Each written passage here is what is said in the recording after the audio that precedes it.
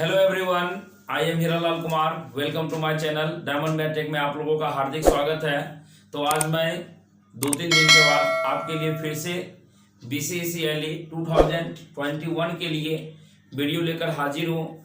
इस वीडियो में हम जो बात करेंगे अब काउंसलिंग से रिगार्डिंग कुछ बात करने जा रहे हैं, जिसमें से बहुत सारे बच्चे का कुछ क्वेरी था। उस क्वेरी को दूर करने का कोशिश करेंगे और ये वीडियो सभी के लिए हेल्पफुल है, तो सभी बच्चे जरूर देखेंगे। तो देखिए, सबसे पहला जो है कि हम आज 27 दिसंबर 2021 है, डेट के अनुसार, टाइम के अनुसार आपका सेकेंड राउंड जो था उसका अलॉटमेंट लेटर आ गया है। उम्मीद करते हैं कि आप लोग दिन भर में अलॉटमेंट लेटर को देख भी लिए होंगे और जिनका दूर कॉलेज होगा वो अपने अपने जर्नी को स्टार्ट कर दिए होंगे। अब वो अपने डॉक्यूमेंट सभी को अरेंजमेंट किए होंगे डॉक्यूमेंट को लेकर।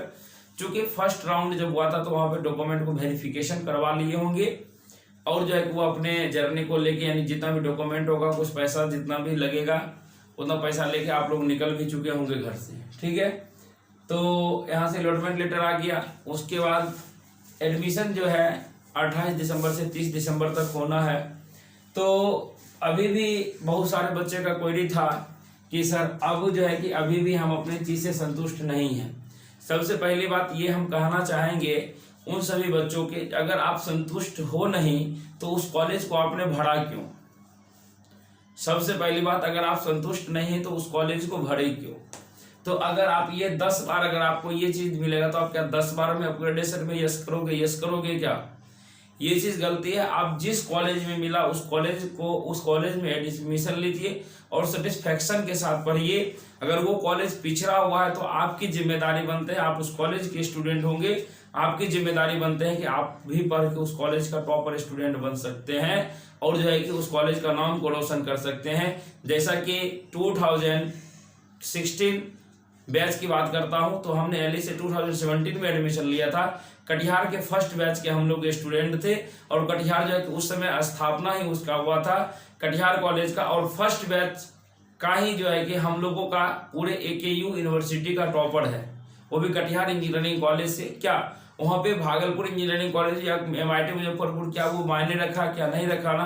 तो यहाँ से क्या हुआ, कटिहार इंजीनियरिंग कॉलेज का नाम क्या हुआ, यहाँ के बच्चों ने उसका नाम रोशन किया। ठीक है, तो आप लोग के दायित्व बनता है कि आप लोग उस कॉलेज में जाएं और उस कॉलेज में अगर कुछ चीज़ कमी है तो उस कमी को दूर करके आप लोग का जिम्मेदारी बनता है कि उस कॉलेज का नाम रोशन करें। ठीक है, तो अब बात आती है यहाँ से कि सर अब मॉप अप होगा। अगर आप ग्रेडेशन में देखिएगा कि लेकिन मैक्सिमम बच्चे का काम आया फोन, तो उन्होंने बोला कि सर अब ग्रेडेशन में अब तो यस करने की बारी है नहीं, अब तो नो करना है। अब नो करेंगे तो क्या सर एडमिशन लेना पड़ेगा? तो हाँ, बिल्कुल जाके आप एडमिशन ले सकते हैं।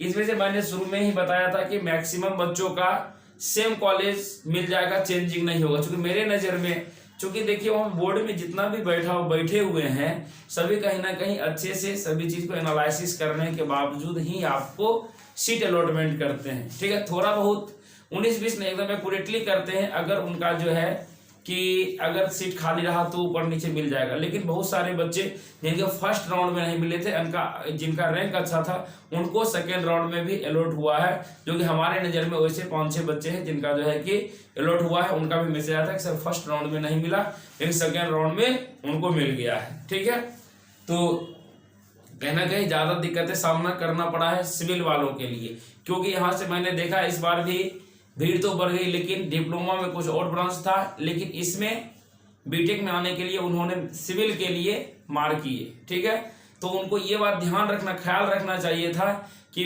अगर वो डिप्लोमा सिविल से करते तो कहीं ना कहीं उनको ज़्यादा बेटर होता, ना कि बीटेक। बीटेक में कभी भी ऐसा नहीं है कि आपको नंबर बेसिस नौकरी दिया जाएगा, क्योंकि BTech is equal to graduation के लेवल को नौकरी करने के लिए कितना मेहनत करना पड़ता है वो आप लोग सभी जानते हैं। ठीक है, क्योंकि डिप्लोमा बेसिस में अगर नंबर बेसिस दे दिया तो ठीक है वहाँ से चलेगा, लेकिन बीटेक में ऐसा नहीं होता है। ठीक है, इस बात को ध्यान रखेंगे, क्योंकि सभी बच्चे इक्विवेलेंट होते हैं और वहाँ पे जो है कि सभी को मेहनत करके गेट को क्वालिफाई करना पड़ता है। क्योंकि अगर आप अच्छा कुछ करना चाहते हैं तो गेट क्वालिफाई कीजिएगा, ESE हायर लेवल की तैयारी को वहाँ से शुरू करेंगे, जिसमें कि जो अच्छे से अच्छे कॉलेज में पढ़े वो भी, जो नॉर्मल कॉलेज में पढ़ रहे हैं वो भी एक ही रैंक में आ जाएंगे। ठीक है, अब सर उसके बाद मॉप अप होगा या नहीं होगा, तो जो ही 30 तारीख को एडमिशन खत्म होगा उसके बाद नोटिफिकेशन आएगा कि मॉपअप होना है या नहीं होना है। मॉपअप हमें लगता है कि मॉपअप होगा, क्योंकि सेकेंड राउंड में कुछ ना कुछ सीट खाली रह जाती है तो वो मॉपअप दे दिया जाता है। अब ये नहीं अभी बता सकते हैं कि मॉपअप राउंड में कौन से बच्चे पार्टिसिपेट होंगे या नहीं होंगे। हो सकता है कि वैसे बच्चे जिन्होंने फर्स्ट राउंड यानी कि अपना रजिस्ट्रेशन किया, अलॉटमेंट किया, सेकेंड में भी उनका नाम नहीं है, फर्स्ट में भी नहीं, हो सकता है वैसे बच्चे को एलिजिबल माना जाएगा, तो वो बच्चे जाके ऑफलाइन में काउंसलिंग करवा सकते हैं। अगर नोटिस आया तो मैं इस पे वीडियो अलग से बना के आप लोगों को दे दूंगा, ठीक है। उसके बाद देखिए जिनका सीट अलॉट नहीं हुआ वो क्या करेंगे। सबसे पहली बात ये बात सुनते हैं कि जिनका सीट अलॉट नहीं हुआ वो क्या करेंगे, तो कहीं ना कहीं अंदर से बहुत तकलीफें होती है। क्यों? क्योंकि इतना मेहनत करने के बावजूद भी आप लोगों ने पास किया, ठीक है।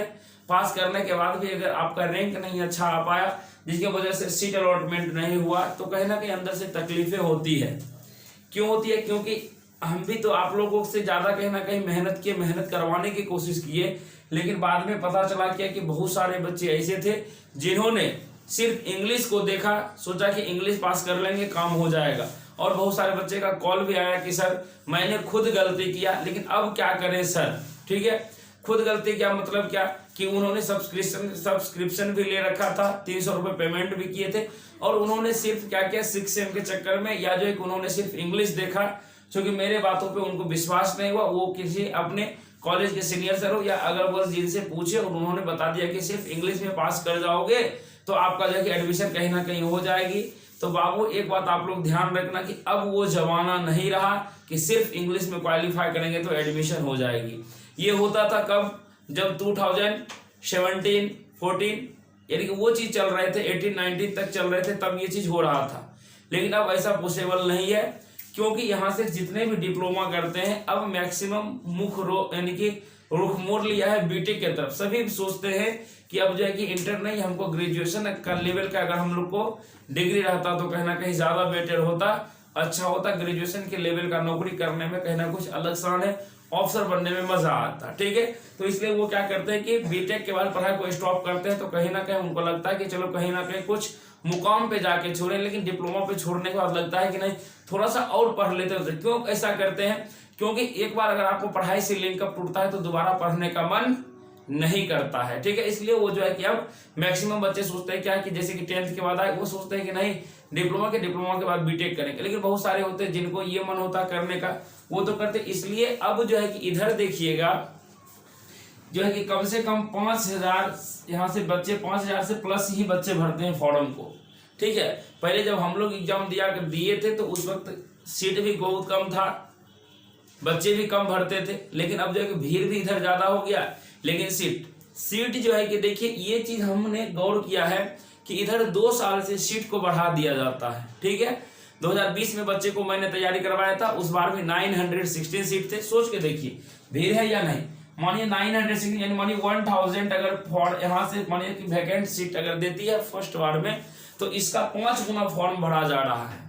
5 गुना का मतलब समझते हैं ना, अभी भी इसमें कितना भी है, यानी कि एक सीट के लिए 5 बच्चे फाइट करते हैं, ठीक है। तो ये चीज कहीं ना कहीं देखा गया कि बीसीएसई बोर्ड ने भी देखा कि इधर जो है कि धीरे धीरे भीड़ बढ़ती जा रही है और सीटें कम होती है, तो इसलिए उन्होंने क्या करते हैं कि जेईई मेंस हुआ या जो इसमें एडमिशन लेते हैं, उस एडमिशन के दरमियान अगर जो भी सीट खाली रह जाते हैं, या जैसे पिछले 2020 में कुछ सीट यानी कि 2020 में कुछ सीट खाली रह गए थे, उनको भी फिलअप करने के लिए उसका किसी ना किसी तरह सीट को ऐड करके आप लोगों को 900 से डायरेक्ट क्या कहते हैं 4 गुना 5 गुना सीट को बढ़ा दिया जाता है 4000 के अप्रॉक्स में लाके। पिछले बार तो 40 यानी कि 4100 कुछ के अप्रॉक्स में था, ठीक है। लेकिन इस बार जो है कि 3840 सीट हो गए थे, ठीक है। कहीं ना कहीं इससे तो 4 गुना सीट बढ़ गया था।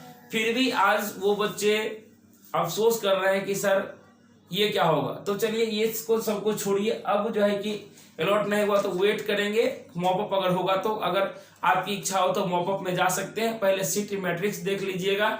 अगर वो ब्रांच में सीट खाली है तो जाइएगा, अन्यथा समय का ना ही बर्बादी करेंगे।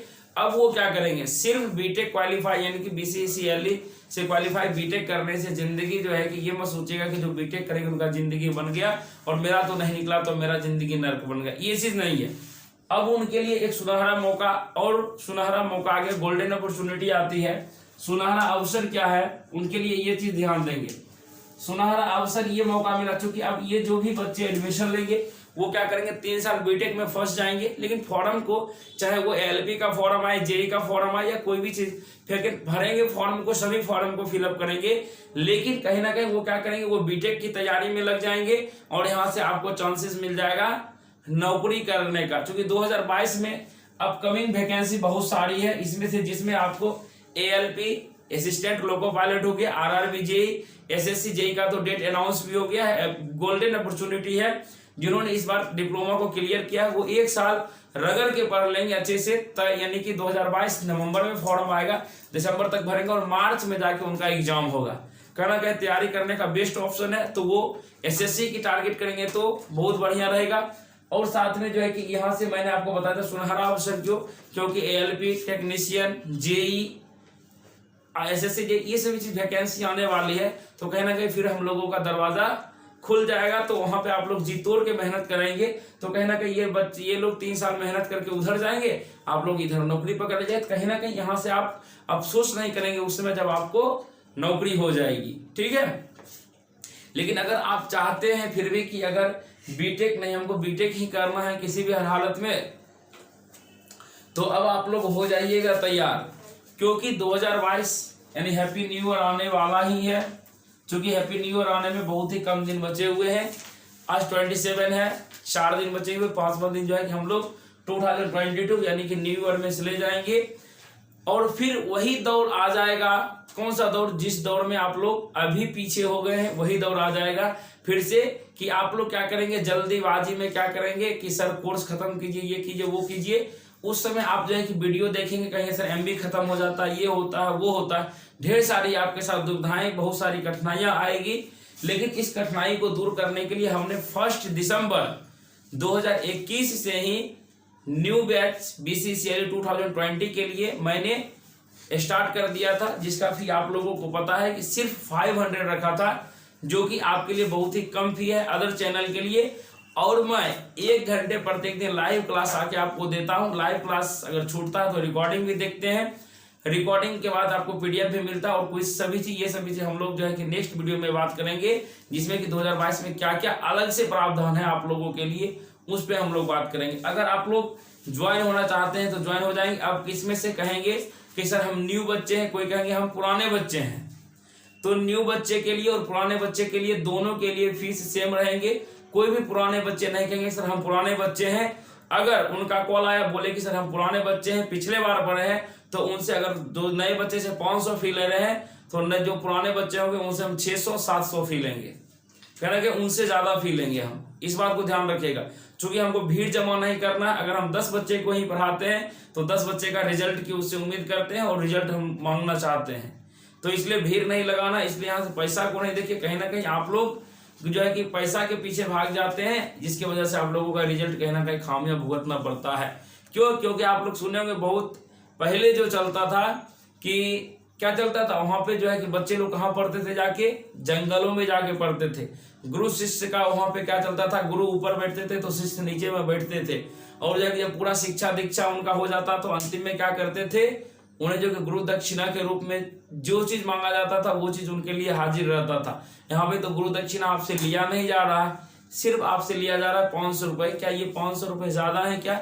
बिल्कुल नहीं है। वैसे बच्चे जिन्होंने सिर्फ, ये नहीं है कि जिन्होंने मेरे सब्सक्रिप्शन बैच में आया सिर्फ वही गए, वैसे भी बच्चे आए जिन्होंने सब्सक्रिप्शन बैच में नहीं थे, बिल्कुल फ्री यूट्यूब से पढ़ा, उन्होंने भी अच्छे रैंक के साथ अच्छे कॉलेज में एडमिशन ले चुके हैं। तो चलिए ज्यादा बोरिंग नहीं करेंगे, हम लोग मिलेंगे नेक्स्ट वीडियो में। नेक्स्ट वीडियो जो है कि आपको आएगा बीसीसीएल 2022 के लिए, क्योंकि इससे पहले हमने आपके हर syllabus, mechanical engineering, civil engineering, triple E के लिए, ईसीई के लिए मैंने जो है कि सिलेबस को वीडियो के जरिए बता रखा क्या क्या सिलेबस है, और उसका सिलेबस जो है कि भेज दिया है टेलीग्राम चैनल पर, वहां से भी डाउनलोड कर सकते हैं। अगर जो है कि एक सिर्फ ब्रांच बचा हुआ सीएसए कंप्यूटर साइंस इंजीनियरिंग का मैंने सिलेबस नहीं बताया है, उनके सिलेबस को भी बता दूंगा। और नेक्स्ट जो है कि इसके बाद मैं काउंसलिंग के रिगार्डिंग वीडियो नहीं बनाऊंगा। अब जो वीडियो आएगी वो आएगी बीसीसीएल 2022 वालों के लिए। और पुराने बच्चे से रिक्वेस्ट है, अगर उनके कोई भी कॉन्टैक्ट में अगर कोई बच्चे हैं जिन्होंने सोच रखा है कि हमें बीटेक करना है, एक बार में अच्छे से रैंक लाना है, तो वो एक बार जो है कि इस चैनल के बारे में जरूर बताएंगे। बिल्कुल कम फी में अच्छी तैयारी करवाई जाती है। तो मिलते हैं नेक्स्ट वीडियो में, तब तक के लिए जय हिंद जय भारत।